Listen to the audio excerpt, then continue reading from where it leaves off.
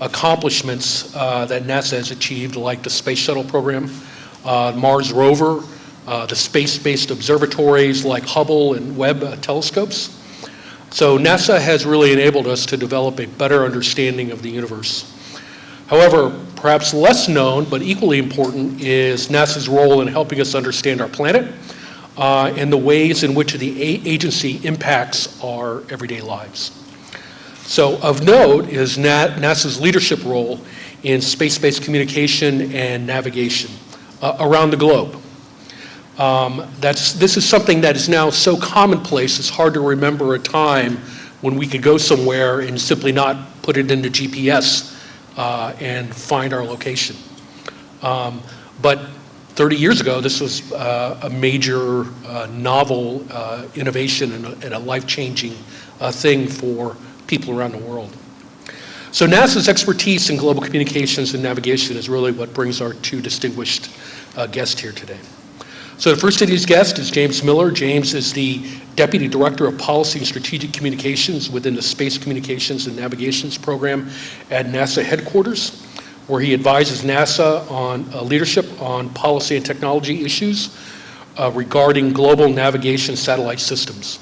Since 2007, he's been the Executive Director of the National Space-Based Positioning, Navigation, and Timing Advisory Board, and is a recipient of the Institute of Navigation Norman Hayes Award for his work in the area. Our second guest is Tony Foster. Tony is the NASA Search and Rescue Deputy Mission Manager. He represents NASA both nationally in the US, but also internationally to set policy and standards for the search and rescue community. How many people here knew that NASA was involved in search and rescue? Give you a little bit of glimpse of how that's done and what the benefits are. I want to thank, first of all, Ashley for helping us to set this great event up. Dear Yasmin, who I have actually collaborated with in the past, and of course, Professor or President Michael for the very gracious invite. Our U.S. colleagues from the embassy are here, so although our visit is short, we would like to stay in touch. And of course, the embassy is the central point of contact for us to continue any other dialogue that might come out of this visit. So let me just point out quickly, this is a picture of a lander that's going to be going to the moon in 2024.